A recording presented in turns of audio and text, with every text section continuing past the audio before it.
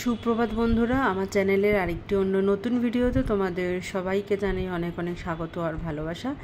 আর এখন দেখো বাজে হচ্ছে ডট 7:30। তো 7:30 থেকে আজকে আমি ভিডিওটা চালু করছি।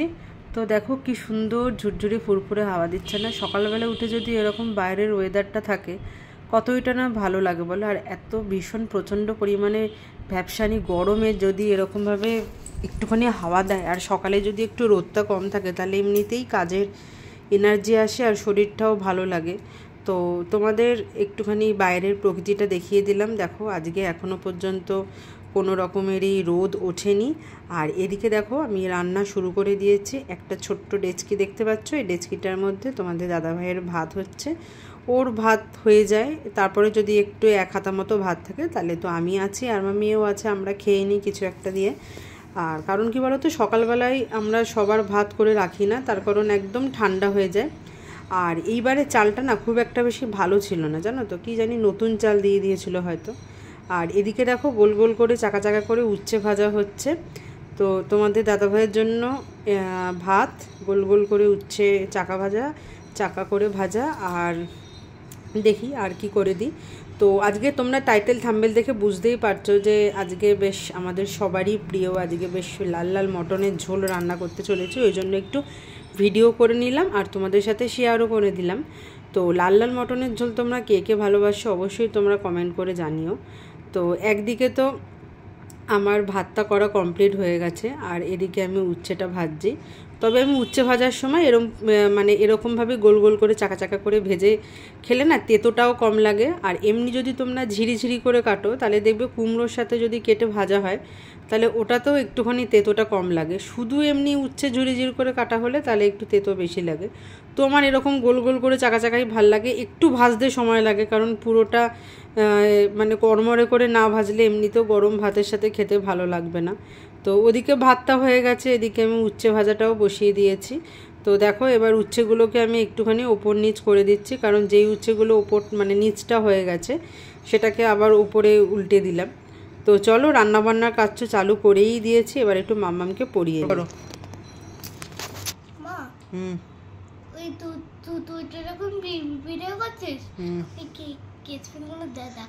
পরে দেখাবে, এটা অন্য একটা ভিডিওতে দেখাবে। এখন তুমি কি পড়ছো?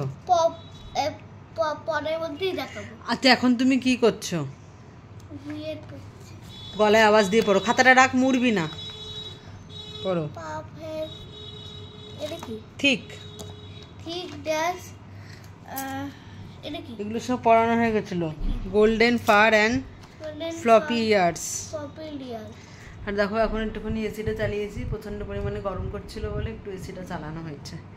আমার চুনা চুনা চুনা চুনা, দেখি দাঁতগুলো।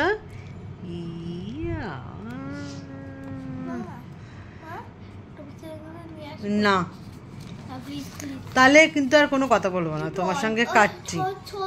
ঠিক আছে, মাম্মাম খুব ডিস্টার্ব করছে, আবার পরে আসবো কথা বলতে তোমাদের সাথে।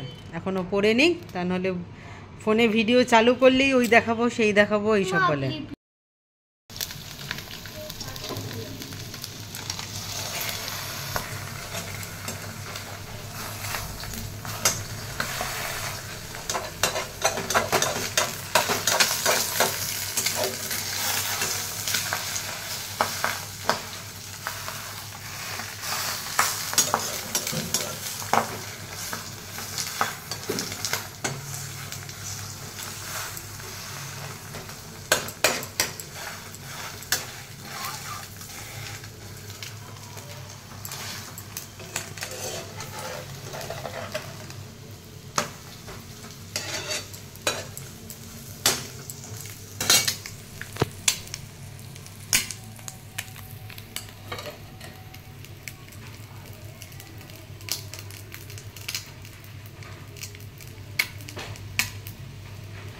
তো বন্ধুরা এক পাশে মাম্মামের জন্য একটি এগরোল করে নিচ্ছি, আর এখানে দেখো মটনটাকে আমি ম্যারিনেশন করে রেখে দিয়েছি। এমনি ভালো করে জল দিয়ে ধুয়ে একটু টক দই দিয়েছি, কারণ টক দই দিলে একটু বেশ টক ভাব হয় আর মাংসটা তাড়াতাড়ি সেদ্ধও হয়ে যায়।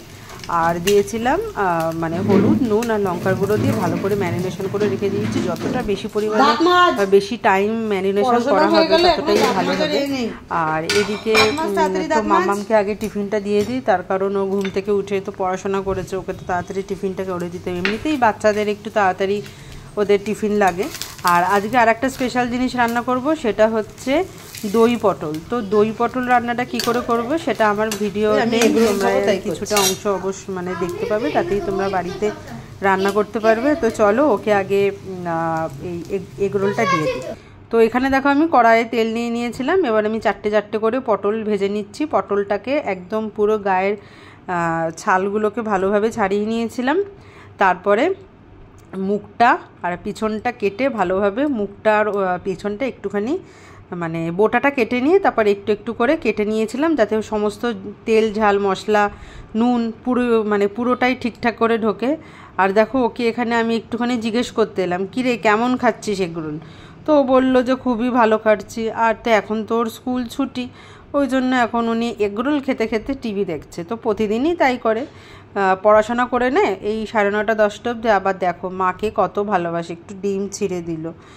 আর এদিকে দেখো টিভি চলছে, শুধু রিল দেখে। তো এখানে দেখো আমার পটলগুলো ভালোভাবে ভাজা হয়ে গেছিলো। আর দেখো পটল ভাজলে না তেলটা একটুখানি কালো কালো মতো হয়ে যায়, কিন্তু কিছু করার নেই। আরও বেশি পরিমাণে তেল দিলে তাহলে আরও বেশি তেল তো এমনিতেই খাওয়া উচিত না, আমি একটুখানি তেল দিয়েছি। আর এরপরে আমি এর মধ্যে সাদা জিরে ফোড়ন দিয়ে দিয়েছিলাম আর গোটা গরম মশলা ফোড়ন দিয়ে দিয়েছিলাম। এরপরে আমি দুটো মিডিয়াম সাইজে ছোট ছোট, মানে মিডিয়াম বলবো না, ছোট ছোট দুটো পেঁয়াজ ভালোভাবে কুচিয়ে নিয়েছিলাম। কুচিয়ে নিয়ে এবার তেলেতে ভালোভাবে নেড়ে ছেড়ে নেবো, পেঁয়াজটা খুব ভালোভাবে ভাজা ভাজা হবে। আর আমি এখানে এলাচ, দারচিনি, লবঙ্গ এই তিনটেই এখানে ইউজ করেছি ফোড়নের জন্য। আর তোমরা কীরকমভাবে দই পটল বানাও অবশ্যই আমাকে জানাবে। তো আজকে আমি এরমভাবে ট্রাই করলাম। আর পুরো পেঁয়াজগুলোকে এখানে খুব ভালোভাবেই ভেজে ভেজে নিতে হবে, যাতে দানা দানা ভাবটা না থাকে। আর এরপরে আমি একটুখানি ঢাকনাটা বন্ধ করে দিলাম, তাহলে ভাপে খুব ভালোভাবেই সেদ্ধ হয়ে যাবে। এই 2 মিনিট বাদে ফিরে এলাম। আর এদিকে দেখো পটলগুলো আমার ভাজা হয়ে গেছে। এরপরে আমি এর মধ্যে কিছু কিছু মশলা অ্যাড করে দিচ্ছি। এর মধ্যে দিয়ে দিয়েছিলাম হচ্ছে একটু হলুদ গুঁড়ো, একটু জিরে গুঁড়ো, একটু ধনে গুঁড়ো, আর হচ্ছে কাশ্মীরি লঙ্কার গুঁড়ো, আর হচ্ছে রেড চিলি পাউডার হচ্ছে ঝাল হওয়ার জন্য, আর কাশ্মীরি লঙ্কার গুঁড়ো একটু কালার হওয়ার জন্য। এরপর আবার সব মশলাগুলোকে দিয়ে পেঁয়াজটাকে খুব ভালোভাবে নাড়াচাড়া করতে হবে। আর যাতে ভালোভাবে এমনভাবে নাড়াচাড়া করতে হবে যাতে মশলার কাঁচা গন্ধটা না থাকে। আর যদি দেখো যে কড়াইতে লেগে যাচ্ছে তাহলে একটুখানি জল অ্যাড করে দেবে, তাহলে আর কড়াইয়ে লাগার কোনো ভয় থাকবে না। তো আমার এখানে দেখো মশলাটা ভালোভাবেই কষা হয়ে গেছিলো। তারপরে আমি যে পটলগুলোকে লাল লাল করে ভেজে রেখেছিলাম, এই পটলগুলোকে এবার মশলার সাথে ভালোভাবে কষতে হবে। আর দেখো কালারটাও বেশ ফাটাফাটি হয়েছে। আর এদিকে আমি বাটিতে একটু টক দই ফেটিয়ে রেখেছিলাম, টক দইয়ের মধ্যে একটুখানি চিনি দিয়ে দিয়েছিলাম, যাতে টকটা খুব একটা বেশি পরিমাণে না লাগে।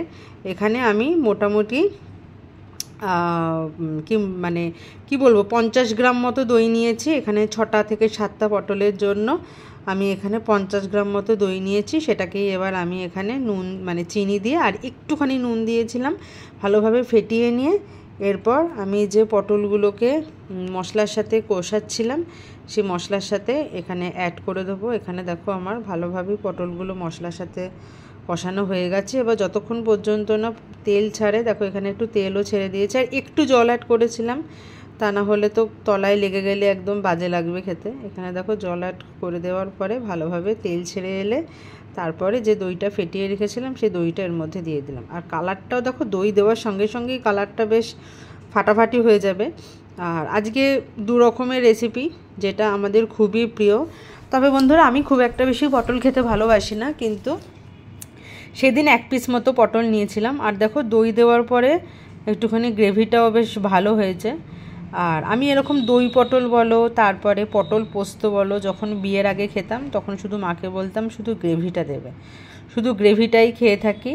আর আর কি বলবো, পটল পোস্তটা আর এরকম দই পটলেও গ্রেভিটা। আর দেখো কি সুন্দর কালারটা এসছে না বলো, আর দেখো চারপাশ থেকে তেল ছেড়েছে। তো আমি পুরো রান্নাটাই তোমাদের সাথে শেয়ার করলাম। তো তোমরা বলো বন্ধুরা কতটা পরিমাণে আমি তেল দিয়েছিলাম? বেশি তেল দিইনি, তাতেই এরকমভাবে তেল ছেড়েছে। এদিকে তো দই পটল কমপ্লিট হয়ে গেছে। আমি এবার ভাতের চালটাকে ভালোভাবে ধুয়ে নিচ্ছি, মোটামুটি 2-3 বার মতো, মানে 2 থেকে 3 বার মতো আমি ভাতের চালটাকে ধুয়ে নিয়ে থাকি, যতক্ষণ না পর্যন্ত চালের যে একটা সাদা সাদা ভাব থাকে সেটা যতক্ষণ না পর্যন্ত না যায়। দেখো একবার ধুলাম, 2-3 বার ধুলেই হয়ে যায়, কারণ চালটা খুব ফ্রেশ ছিল। যেই সমস্ত চালে ধরো পোকা বা অন্য কিছু নোংরা ঠোংরা থাকে তখন সেটাকে 3-4 বার মতো ধুতে হয়। আর ওদিকে তো আমি মটনটাকে অনেকক্ষণ আগে ম্যারিনেশন করে রেখেছিলাম, আর আলুগুলোকেও আমি ডুমো ডুমো করে কেটে রেখেছি, আর পেঁয়াজটাও কাটা হয়ে গেছে। আর ফ্রিজে তো আমার আদা রসুন বাটা থাকে, আদা রসুন বাটা থাকলে কি বলো তো চটজলদি রান্নাটা করা হয়ে যায়। তা নাহলে বাটা না থাকলে রসুনটাও তো ছুলতে অনেকক্ষণ ধরেই টাইম লাগে। আর এদিকে দেখো আমার চালটা একদম সম্পূর্ণভাবে ধোয়া হয়ে গেল। এরপর আমি দই পটলটাকে নাবিয়ে ফেলবো। দেখো আমার এখানে দই পটল রেডি। আর এরপরে ওপর থেকে আমি একটুখানি শাহি গরম মশলার গুঁড়ো ছড়িয়ে দিলাম। আর একটু টকটক মিষ্টি মিষ্টি খেতে হবে, কারণ দইটা টক ছিল আর একটুখানি চিনিও দিয়েছিলাম, তাই সব কিছুই একেবারে ব্যালেন্স হয়ে গেছিলো।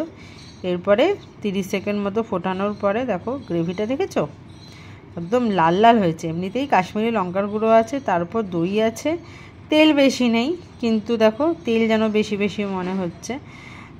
তো চলো এই রান্নাটা তোমাদেরকে দেখিয়ে দিলাম। এবার মটন রান্নার জন্য প্রস্তুতি করতে হবে। তো মটন রান্নার জন্য তোমাদের বলেছিলাম আমি আলু কেটে নিয়েছিলাম, আর আজকে আলুর সাথে একটা নতুন জিনিস অ্যাড করেছি, সেটা হচ্ছে পেঁপে। এতদিন ধরে আমি মটন রান্না করেছি কিন্তু কোনো দিনই আমি পেঁপে অ্যাড করিনি। তো সবাই বলে যে নাকি মটন রান্না করতে গেলে যদি পেঁপে অ্যাড করা হয় তাহলে বেশ ভালো লাগে খেতে, আর তাড়াতাড়ি করে সেদ্ধও হয়ে যায়। আর এখানে আমি দেখো কড়াইয়ে পরিমাণ মতো সর্ষের তেল দিয়ে দিয়েছি। মটন যখনই আমি করি না কেন আমি সর্ষের তেল দিয়ে করি, সাদা তেল দিয়ে করাটা আমার খুব পছন্দ হয় না। তো দেখো এখানে আমার তেলটা ভালোভাবেই গরম হয়ে গেছিলো, আর আমি এখানে 2-3টে মতো মিডিয়াম সাইজের পেঁয়াজ কেটে নিয়েছিলাম। কেটে নিয়ে ভালোভাবে তেলেতে নাড়াচাড়া করে নিচ্ছি।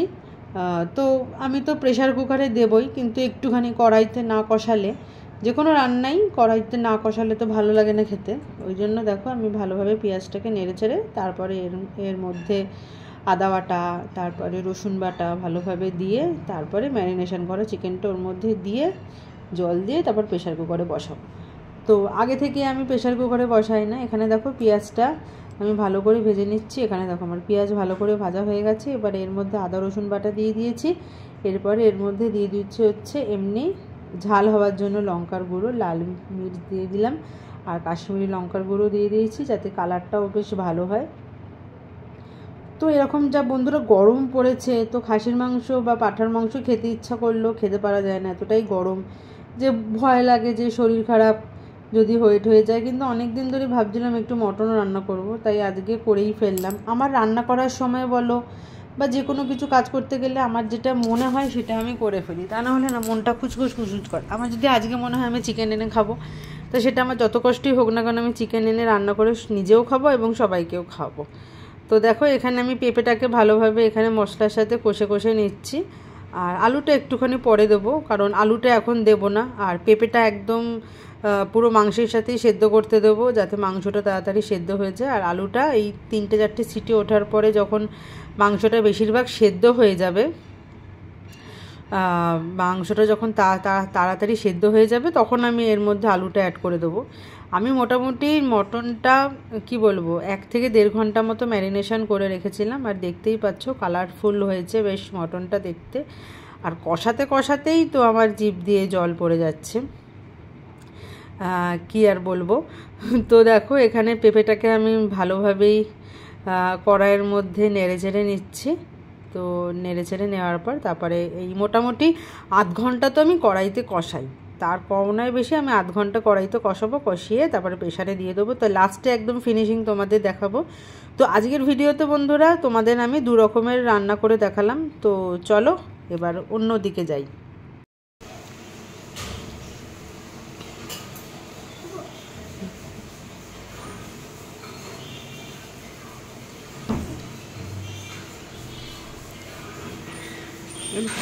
এখনো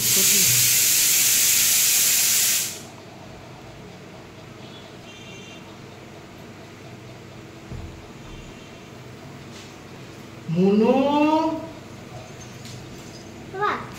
কি কিছু এনেছো? ও আচ্ছা। এখন আর কিছু জানি না।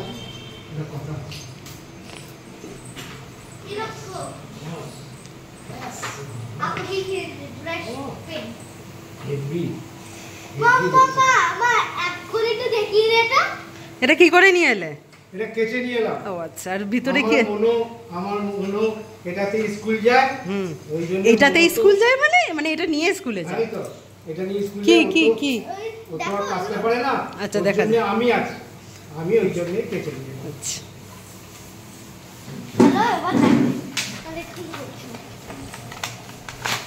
আমার একটা ব্রাশমেন্ট আগে ফোনটা নে। আরে চুপ আমি দেখ। আগে ফোনটা নিয়ে মায়ের যেটা আড়াইশো গুলো তো পাচ্ছে হবে।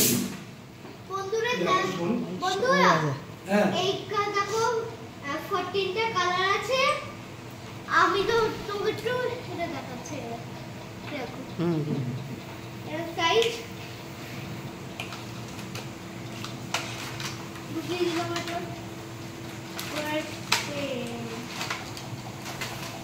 এটা তুই দেখিয়ে দে, ওটা দেখিয়ে দে। আজকে বাবা যেদিনই আসবে সেদিনই কিছু না কিছু আনতে হবে। এইটা পুরো শেষ হয়ে গেছে। এটা দেখিয়ে দাও, এটা দেখিয়ে দাও। যে এটা আমার শেষ হয়ে গেছে। ওটা ঢং করছে। এইটা একটা এইটা এই তিনটে রং ভেঙে গেছে। এটা দেখিয়ে দাও যে এটা বাবা এনে দিয়েছে। একটু ধরো। বন্ধুরা দেখো এখানটা রবারটার কল আছে এইগুলো ছোলার জন্য। আর এইখানটা অওয়ার খাতা আছে। এই একটা খাতা। মা আমি এইটা নিয়েছি। মা না না না না, তাহলে কিন্তু কোনো কথা বলবো না। যাও গিয়ে রেখে এসো, যাও। চিকচিকে পেনগুলো লাগে, দাও। ও দিয়ে দেবে, ও দিয়ে দেবে, ও দিয়ে দেবে। দেখো আচ্ছা। অনেক রং। হ্যাঁ এবার ইয়েটা লেজটা দেখিয়ে দাও। লেজটা যে বাবা এটা এনেছে এটা বল। আবার এখানে এবার গোছানো। বন্ধুরা বল, বন্ধুরা বলে আরেকবার বল। চলো কলাটা ওখান থেকে এটা করলো, কলাটা করলো। অফ করে দেবো।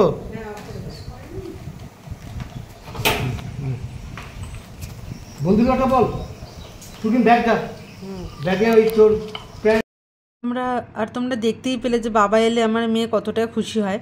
আর দেখো এদিকে আমার লাল লাল মটনের ঝোল একদম কমপ্লিট, দেখতে পাচ্ছ কালারটা বন্ধুরা ফাটাফাটি, একদম গরম গরম ভাতের সাথে আর কোনো পদই চাই না।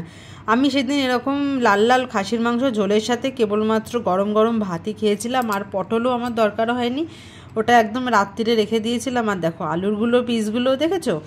ওহ, তো আজকে আমার ভিডিওটা কেমন লাগলো অবশ্যই তোমরা কমেন্ট করে জানাবে, আর ভালো লাগলে অবশ্যই চ্যানেলটিকে সাবস্ক্রাইব করে দিয়ে আমার পাশে থাকবে। আর আমার একটা ফেসবুকে পেজ আছে অনুরাধা ব্যানার্জি নামে, সেটাকে তোমরা প্লিজ ফলো করে দিও। তো আজকের মতো এইটুখানি, টাটা বাই, সবাই ভালো থেকো, সবাই সুস্থ থেকো, কালকে নিয়ে আসছে একটা অন্য নতুন ভিডিও।